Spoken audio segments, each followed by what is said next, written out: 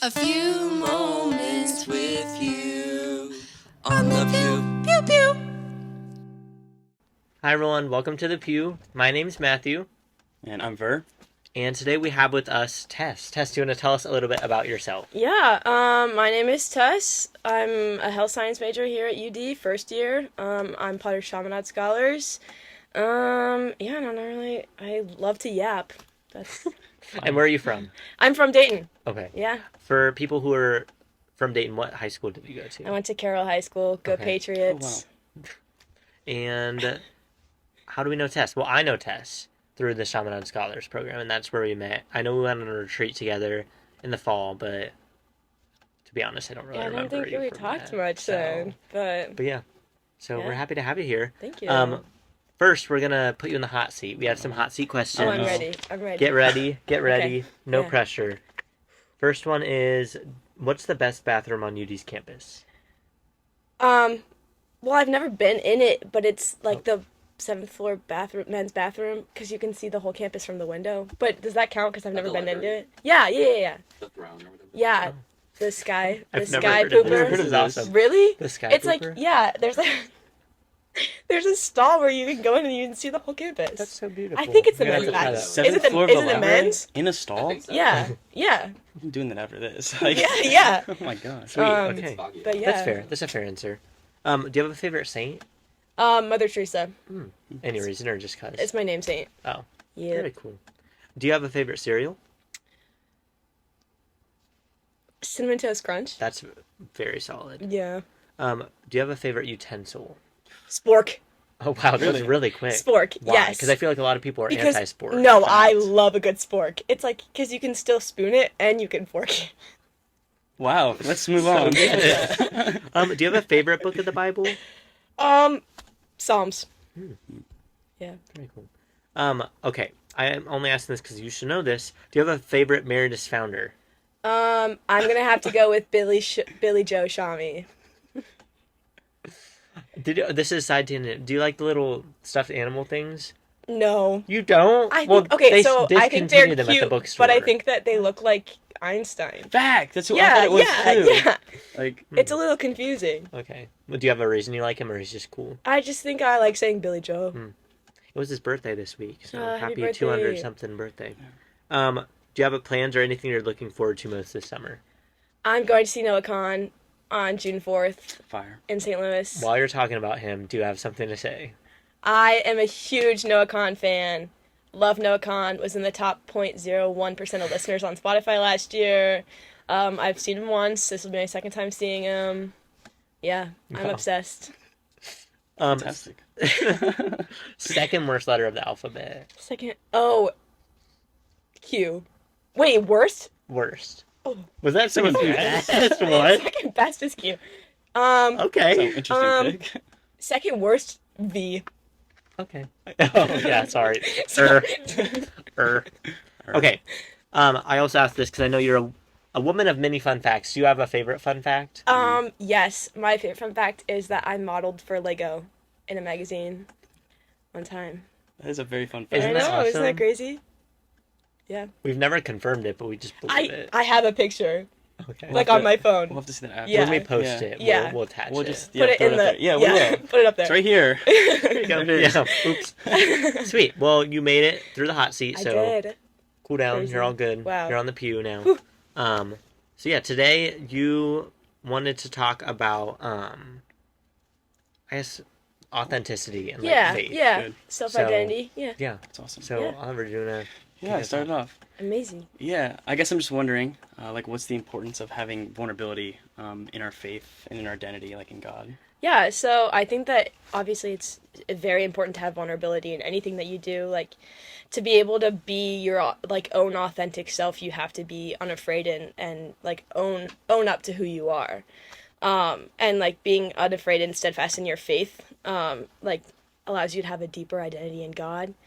And I think that like you can't have a personal identity without having an identity in God, because like you're created in His image and likeness, and so like a part of you is always going to be a part of Him. And so I think that like hiding your true self, well, at least for me, like when I feel like I'm hiding my true self, it's when I'm hiding my faith. And so to have that vulnerability of like people aren't always going to accept you for being a person of faith, and having that vulnerability to be able to stand up and say like, I'm here, this is what I believe, and this is what I think, and you don't have to, but that's just who I am. And so like claiming that as a huge part of your own identity is like super important to be able to like have that identity in God. Wow. Yeah. Awesome. Yeah, thank you for sharing. Yeah. And like, how would you say that like your like childhood and being like raised in faith has like had an effect on like the formation of your own self identity? And like, obviously, it's I would imagine that that has had something to do with like you're here to talk about self identity, so it seems quite Right. important to you. So like, Yeah. how did your raising Yeah, so impact that? huge impact. I'm cradle Catholic. So he came raised in a huge Catholic family. Like I've got 4 older siblings. I guess not huge, there's bigger. That's still But so 5. yeah, so I'm the youngest of 5. And we did everything. Like we went to mass every single Sunday, like rosary nights, went on retreats together. We did everything except for like being homeschooled.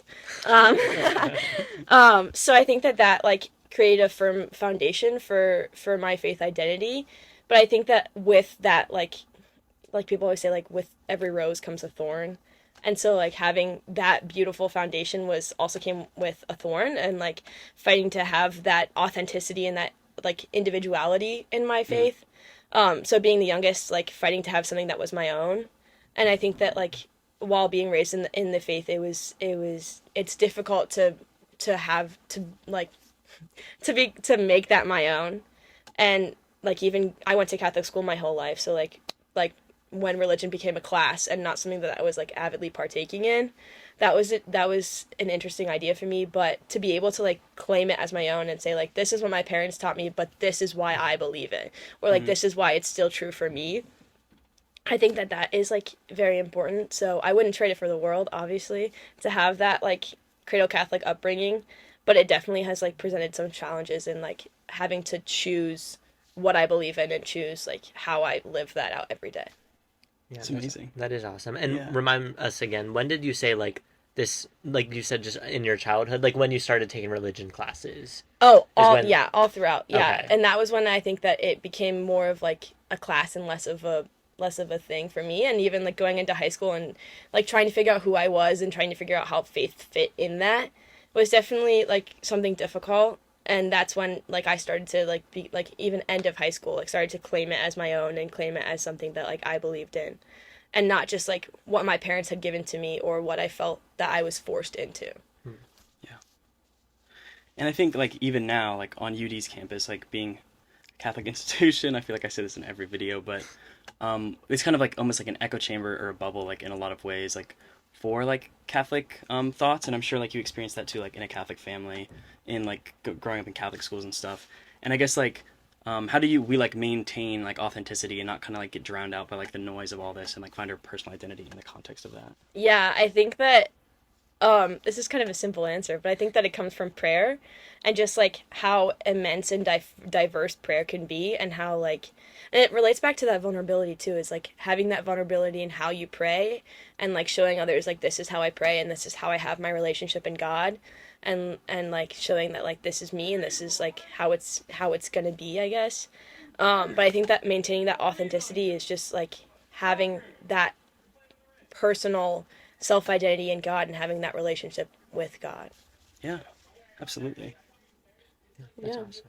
Perfect. Well, do you have any other like closing remarks, maybe advice, any other like kind of like last words about self-identity and like how that relates to faith or anything else? Yeah, no, I'd say just like having the time to reflect on like why you believe what you believe and who told you what you believe, and like why that pertains to who you are, and also like embrace the doubt, because a lot of the periods of my self-growth have come from huge like dry patches in my faith, and just like embracing the doubt and knowing that like it's all a part of your journey and it's all part of who you are, and like every action that you take makes up like your whole self. And yeah. It's awesome. Yeah. I just like loved how how you talked about like your upbringing and like kind of how like you found your own place in that. And I think like just the topic in general is like so important and like something that I feel like doesn't get talked about enough, like in like Christian Catholic circles in general. So I just think that's just awesome. Yeah. I think one thing that I really liked that you mentioned is like no matter how we are raised, like there are like roses and there are like thorns with that too. Because you can see like a variety of different like cradle Catholic doesn't mean and like show itself in one specific way. Yeah. And I think that that's definitely something that can be hard to get rid of or like step out of that stereotype that is so easy to look at. But I think, I don't know, the way that you mentioned like you have struggles, but that also guided you in your faith, and I think we can all relate to that idea in our upbringing as well. So I think that's something to like reflect and pray with too. So that's awesome. Yeah.